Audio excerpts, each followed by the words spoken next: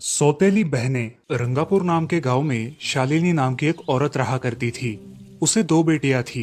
एक का नाम था शिवानी और दूसरी का सुहानी। शिवानी जब छोटी थी तब उसकी माँ गुजर गई थी, जिसके कारण उसके पिता रघु ने दूसरी शादी कर ली। मगर उनका भी कुछ सालों में बीमारी की वजह से देहांत हो गया और इसी वजह से शिवानी के मन में उसकी माँ और बहन के प्रति प्रेम उत्पन्न नहीं हो पाया।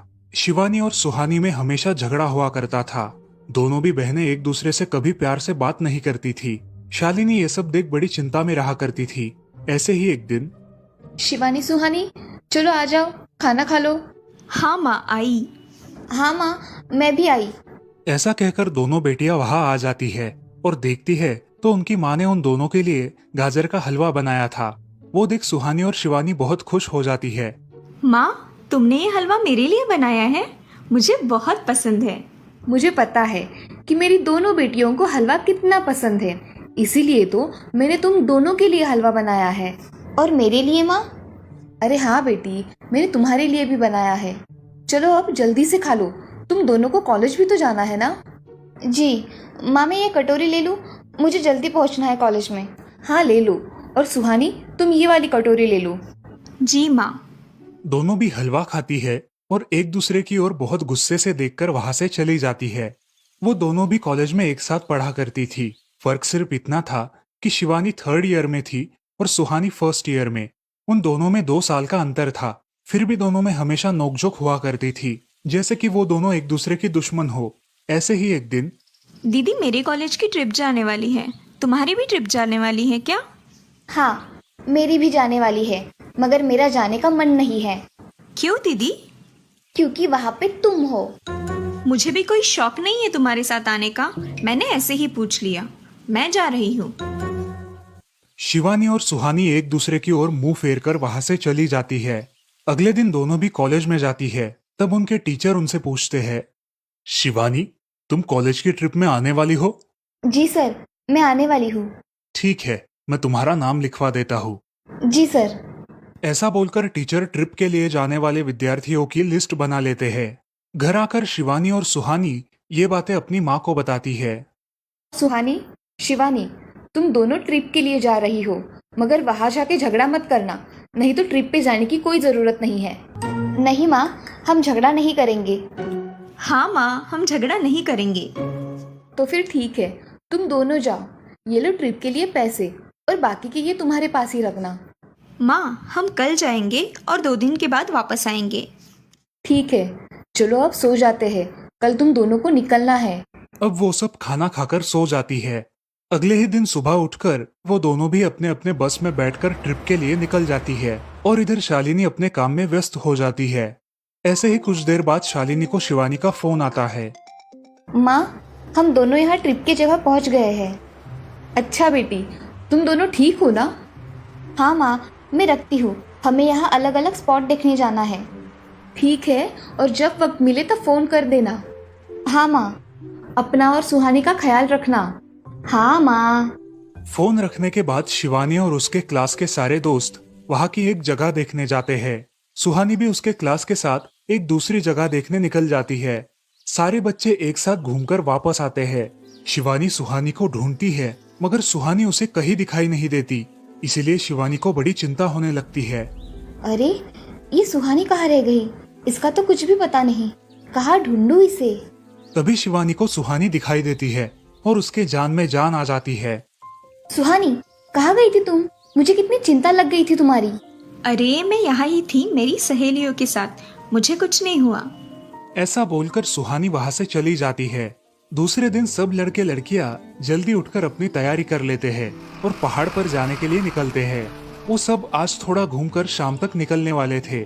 सब विद्यार्थी एक हिल स्टेशन देखने चले जाते हैं। शाम होने तक उस पहाड़ी का मजा उठाते हैं, लेकिन सुहानी बिना किसी को बताए उस पहाड़ी के एक अनजान हिस्से में चली जाती है। वहाँ का मनमोहक दृश्य देखते देखते गलती से उसका पैर फिसल जाता है और वो वहाँ से नीचे गिर जाती है। शाम हो जाने के कारण सभी विद्यार्थी वहाँ से निकलने लगते हैं और यहाँ सुहानी एक पेड़ के सहारे उस पहाड़ी की चोटी पर लटकी रहती है। शिवानी सभी विद्यार्थियों में अपनी बहन को ढूंढती है, लेकिन वो उसे कहीं नहीं मिलती। सुहानी को ढूंढते ढूंढते शिवानी वापस उसी पहाड़ी के पास आती है और उसे आवाज लगाती है। सुहानी, सुहानी कहाँ हो तुम? दीदी मैं यहाँ हूँ, बचाओ मुझे, मैं यहाँ हूँ। सुहानी की आवाज की ओर जाते ही उसे पता चलता है कि सुहानी पहाड़ी पर लटकी है। ये सब देखकर शिवानी बहुत घबरा जाती है। शिवानी अपनी पूरी ताकत लगाकर उसे ऊपर खींच लेती है। तुम यहाँ क्यों आई थी? अगर तुम्हें कुछ हो जाता तो मैं क्या करती? माँ को क्या जवाब देती? दीदी मेरा पैर फिसल कर मैं वहाँ गिर गई। मैंने बहुत आवाज दी मगर मेरी आवाज किसी ने नहीं सुनी। तुम ढूंढती हुई आई और मुझे बचा लिया। तुम दुनिया की बेस्ट दीदी हो। हाँ सुहानी, चलो अब घर जाने के लिए देर हो जाएगी, बस निकल जाएगी। सुहानी को ऊपर खींचते वक्त शिवानी के हाथ पर बहुत सारे जख्म हो गए थे, इसीलिए सुहानी अपनी ओढ़नी फाड़कर उसके हाथ पे बांध देती है और अब वो दोनों बस के पास चले जाते हैं। क्या हुआ है शिवानी, हाथ से खून बह रहा है तुम्हारे? कुछ नहीं सर, मैं वहाँ पे गिर गई थी, अब मैं ठीक हूँ। टीचर और सारे छात्र गाड़ी में बैठकर घर जाने के लिए निकलते हैं। घर आने के बाद शिवानी सारी हकीकत अपनी माँ को बताती है और वो सब सुनकर माँ दोनों को गले लगाकर रोने लगती है। तुम दोनों एक दूसरे के साथ होते हो इसीलिए मुझे कोई टेंशन नहीं रहता, मगर मेरी बच्चियों खुद का भी ख्याल रखा करो। उस दिन के बाद दोनों सौतेली बहनों ने अपने बीच की सब नोकझोंक बंद कर दी और हंसी खुशी सगी बहनों की तरह रहने लगी। दोस्तों, इस कहानी से हमें ये सीख मिलती है कि हम सबको एक दूसरे के प्रति द्वेष की भावनाएं छोड़कर प्यार से रहना चाहिए। चंदनपुर नाम के गांव में चंपा नाम की एक औरत रहती थी। पति, 2 बच्चे और एक बेटी, ऐसा उनका पूरा परिवार था। उसका पति श्रीधर पोस्ट ऑफिस में जॉब करता था। उसके कमाई से ही घर चलता था। चंपा ने अपने घर के सामने एक छोटी सी दुकान खोल के रखी थी। उससे उसे जो भी मुनाफा होता वो अपनी बेटी की शादी के लिए जमा करके रखती। ऐसे ही बहुत दिन बीत जाते हैं। अब बच्चे भी बड़े हो जाते हैं। बड़ा बेटा अशोक डॉक्टर और छोटा बेटा रवि वकील बन जाता है और दोनों अपनी ट्रेनिंग पूरी करने लगते हैं। एक दिन उनकी बहन ज्योति के लिए एक अच्छा रिश्ता आता है और ज्योति की शादी पड़ोस के गांव के सरपंच जी के बेटे से हो जाती है। ज्योति बहुत ही कामचोर और गुस्सा करने वाली होती है। इसी कारण उसके ससुराल से उसे निकाल दिया जाता है। वो अपने पति को लेकर अपने मायके रहने आती है। अब चंपा का जमाई दुकान चलाता है और चंपा और ज्योति आराम से वहाँ रहती है। अरे ज्योति, जरा अपने कामचोर पति को कुछ काम करना क्यों नहीं सिखाती हो? कुछ काम का नहीं है वो। अरे हाँ माँ, उनके पिताजी ने तो उन्हें ही घर से निकाल दिया और हमारे माथे मर दिया। जाने दो, पति है। माँ और बेटी इसी तरह तानेबाजी करती रहती। अब बड़े बेटे अशोक की शादी उन्हीं के गांव के एक लड़की से करा दी गई, लेकिन उस लड़की से भी चंपा बहुत काम करवाती और वो बेचारी सासू माँ का आदर करके सब काम चुपचाप करती थी। एक दिन वो काम करके थक गई और एक जगह पर बैठ गई।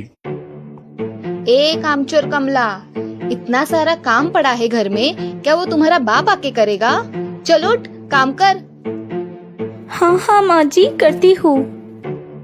ऐसा कह के कमला अपने काम पर लग जाती है और सारा काम खत्म कर देती है। चंपा अपने बेटे अशोक से घर आने के बाद चुगलियां किया करती थी। अशोक घर आकर कमला को बहुत भला बुरा कहता और कभी कभी तो उस पर हाथ भी उठाया करता था। ये सब रवि देखा करता था और रवि को बहुत बुरा लगता था। अशोक मारने आता तो रवि बीच में पड़ जाता और माँ बाप को डांटता था और वही झगड़ा खत्म हो जाता था। ऐसा बहुत दिन चलता रहा। रवि को रंजना नाम की एक लड़की बहुत पसंद थी, जो कि एक न्यूज रिपोर्टर थी। क्या तुम मुझसे शादी करोगी? मुझे तुम बहुत पसंद हो। हाँ, मगर रवि, तुम्हारे घर में तुम्हारी माँ का बर्ताव मुझे बिल्कुल पसंद नहीं है, इसीलिए पहले तुम इसका कोई हल निकालो।